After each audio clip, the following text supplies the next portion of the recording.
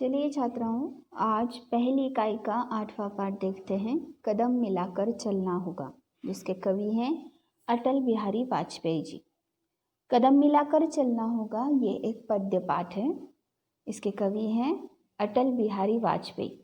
इनका जन्म 1924 को ग्वालियर मध्य प्रदेश में हुआ था। भारत रत्न पूर्व प्रधानमंत्री अटल बिहारी वाजपेयी जी कवि, पत्रकार एवं प्रखर वक्ता हैं।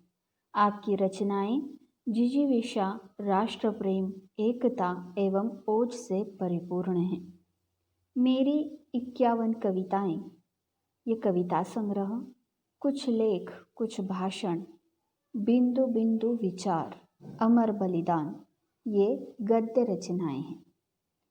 प्रस्तुत नवगीत में वाजपेयी जी का कहना है कि जीवन में चाहे सुख हो या दुख, परिस्थितियां अनुकूल हो या प्रतिकूल, हमें सदैव कदम से कदम मिलाकर आगे बढ़ना चाहिए। तो चलिए शुरू करते हैं हमारी ये कविता, कदम मिलाकर चलना होगा। पहली पंक्तियां कुछ देखते हैं हम। बाधाएं आती हैं आएं, घिरे प्रलय की घोर घटाएं, पाँव के नीचे अंगारे, सिर पर बरसे यदि ज्वालाएं, निज हाथों से हंसते हंसते आग लगाकर जलना होगा, कदम मिलाकर चलना होगा।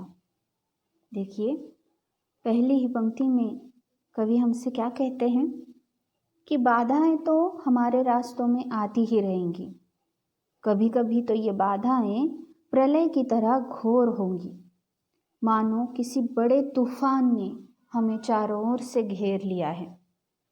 इतना ही नहीं, सिर पर घनघोर घटाएं बरसती हों और पाँव के नीचे मानो अंगारे जल रहे हों। ऐसी परिस्थिति में भी अपने हाथों से इन संकटों को परे हटाकर हमें इसी आग में से, इसी कठिनाई में से आगे चलना है। इसमें बहुत मुश्किलें आएंगी, हम निराश हताश भी होंगे, लेकिन फिर भी कदम मिलाकर एक दूसरे का साथ देते हुए इन मुश्किलों से हमें आगे बढ़ना होगा। इन बाधाओं से डटकर सामना करना होगा, तभी हम इस मुश्किल घड़ी के वक्त में पार हो सकते हैं। चलिए आगे की पंक्तियां देखते हैं। हास्य रुदन में, तूफानों में, अमर असंख्यक बलिदानों में, उद्यानों में, वीरानों में, अपमानों में, सम्मानों में, उन्नत मस्तक उभरा सीना, पीड़ाओं में पलना होगा, कदम मिलाकर चलना होगा। इन पंक्तियों में कवि हमसे क्या कहना चाहता है कि जीवन में कोई भी प्रसंग, कोई भी परिस्थिति हमेशा नहीं रहती। कभी हम खुश हैं तो कभी हमें दुख होता है। कई बार हमारे जीवन में संकट घिरा जाते हैं। हमारे जीवन में हमें अलग अलग प्रकार के बलिदान करने पड़ते हैं।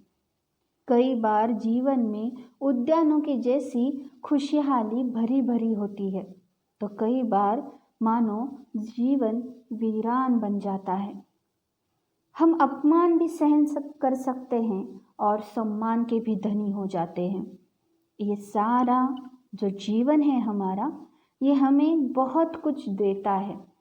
इन सभी चीज़ों के साथ, इन सभी घटकों के साथ उन्नत मस्तक और उभरा सीना होना चाहिए। मतलब हमेशा इस प्रकार हमें जीवन जीना चाहिए कि किसी भी कारण हमारा मस्तक नीचे ना झुके। मस्तक नीचे कब झुकता है? जब हम कोई गलत काम करते हैं। उभरा सीना लेकर उन्नत मस्तक से सिर्फ वही व्यक्ति बात कर सकता है जिसने कभी गलती ना की हो। तो यही बात हमें कवि क्या कहते हैं कि उन्नत मस्तक और उभरे सीने के साथ पीड़ाओं में पलना होगा। पीड़ाएं होंगी, ज़रूर होंगी। हर किसी का जीवन खुशहाली हो ऐसी तो बात नहीं है। संकट भी आएंगे, लेकिन हमें क्या करना है? इन पीड़ाओं के साथ साथ सिर्फ अपने बारे में न सोचते हुए अपने आसपास के लोगों को साथ लेकर कदम मिलाकर चलना होगा। चलिए कविता का अगला भाग अगले वीडियो में देखते हैं।